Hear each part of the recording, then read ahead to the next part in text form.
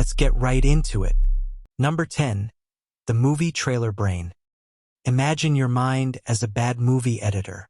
You remember your childhood trip to the beach, the waves, the seagulls, the ice cream truck jingle, all stitched together like a perfect summer montage. Except you were never there. The ice cream truck was from a different memory, the seagulls came from a YouTube video, and the beach, that was a screensaver. Your brain is obsessed with telling stories, not facts. So it splices together whatever makes emotional sense, not logical sense. Psychologists call this source misattribution, when you remember the feeling of something vividly but forget where the memory actually came from. The brain basically goes, close enough, and files it under definitely real. The creepy part? Once that memory is stored, your brain protects it like a beloved pet. If someone tells you it's fake, you'll defend it harder than a toddler with a stolen toy. This is why eyewitnesses swear they saw things that never happened. Their brain didn't lie on purpose, it just filled in gaps like a kid doodling over homework. And the more you revisit the fake memory, the stronger it gets. It's like emotional Photoshop. Each mental edit makes the picture more real, which means by now, half your favorite stories might be fanfiction written by your own neurons. Basically, your brain's a director who doesn't care about truth, only about vibes. Number 9. The Mandela effect's evil cousin. You've probably heard of the Mandela effect, that spooky phenomenon where millions of people misremember the same thing.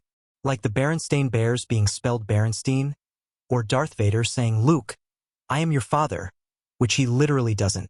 But the creepier cousin of that isn't about collective false memories. It's when your personal brain gaslights you.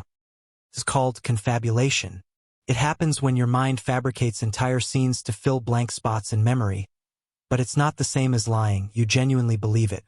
It's like your memory system hitting autofill and generating an AI guess. This happens more often than you'd think. People who've had mild head injuries or even just extreme stress can start recalling events that make no sense. Like remembering a conversation that never happened, or thinking they locked the door when they didn't. The brain hates blanks, it treats uncertainty like a threat, so it invents a story to keep reality from feeling broken. And sometimes it doesn't stop there. Confabulations can merge with real memories until they're inseparable. You could be 100% sure that your childhood friend once saved you from drowning, only to realize years later that friend never existed. Your brain just wanted a hero arc. So yeah, while the Mandela effect makes you think the universe glitched, confabulation reminds you that the glitch is you. Number 8. The memory recycling plant. You know how dreams sometimes feel like déjà vu wrapped in nonsense? That's your brain reusing old memory scraps. It does the same thing when building fake memories. It grabs bits of real ones, glues them together, and sells the collage as truth. This process is called memory reconsolidation, and it happens every time you remember something. Yep, every time you recall a memory, your brain unpacks it, tweaks it, and stores it again slightly differently. So remembering is basically a form of editing. Your brain is literally overwriting your life like a Word doc that's been saved too many times. The twist? Emotional memories get the most edits. The more dramatic or meaningful something felt, the more your brain can distort it with time. It's like your neurons can't resist adding cinematic lighting and slow motion. You might swear someone yelled at you during an argument, but maybe they didn't. Maybe you just felt yelled at. Over time, memories become like photocopies of photocopies. Fuzzy, distorted, but still confident they're original. The creepiest part? You can implant false ones on purpose. Researchers have gotten people to remember being lost in a mall as kids, just by suggesting it gently over time. The mind doesn't just recall. It builds reality from scratch. So every time you start a sentence with, "I remember when," maybe add, "or do I?" Number 7. False flashbulb memories. Think back to a world-changing event, a disaster, a celebrity death, something shocking. You can probably picture exactly where you were, who you were with, and what you were doing when you heard the news, right? That's what psychologists call a flashbulb memory, an emotionally charged snapshot that feels frozen in time. Except, they're almost always wrong. When researchers followed up with people years later about events like 9/11 or the Challenger explosion, their clear-as-day recollections had changed drastically. People misremembered locations, companions, even how they found out. Yet, they were sure they were right. Confidence stayed high, accuracy tanked. That's because emotions supercharge memory creation, but not its accuracy. The more dramatic the moment, the more your brain rushes to encode it. But in its hurry, it scribbles details like a panicked intern.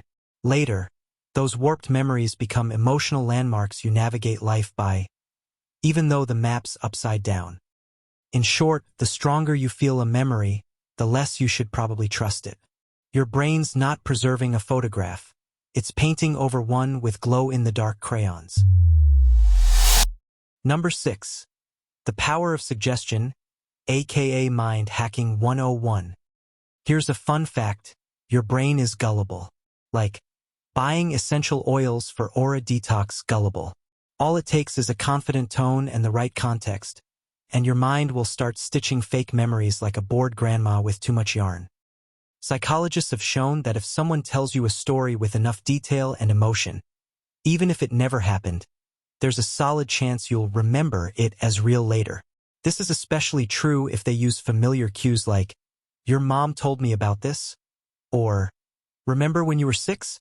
Your brain basically goes, "Oh, that sounds like me," and hits save. In the 1990s, researchers pulled a classic experiment.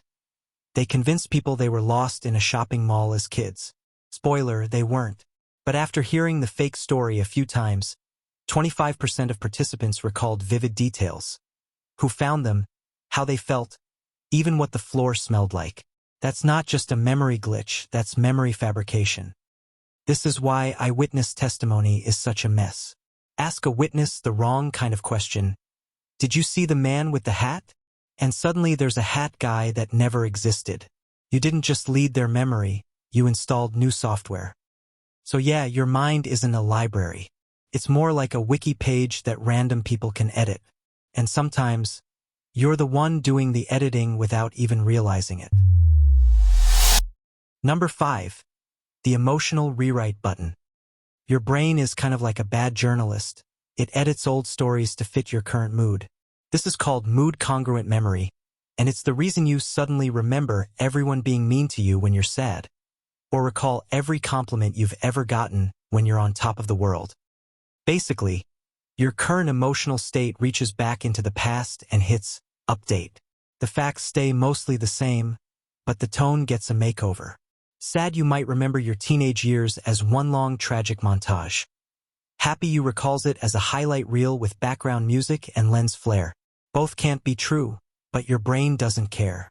It wants emotional consistency, not accuracy. It gets creepier. When emotions are intense enough, they can literally overwrite memory traces. That's why arguments can lead to "you said X" / "no, you said X" standoffs. Both people are right according to their emotional recordings. The brain tweaks the narrative to justify whatever you felt most strongly at the time. Over time, this emotional editing reshapes your entire life story.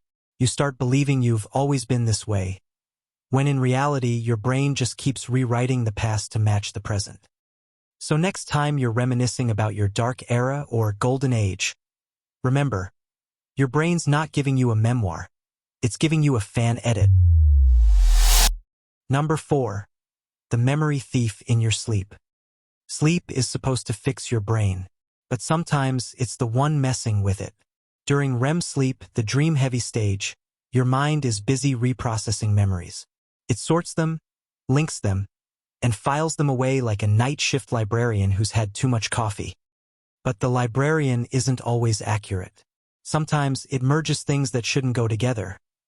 Like that time you dreamed your boss was your dad and woke up questioning everything. That's because the brain doesn't label real versus imagined memories clearly. When you dream vividly, those images can sneak into your autobiographical memory the next day.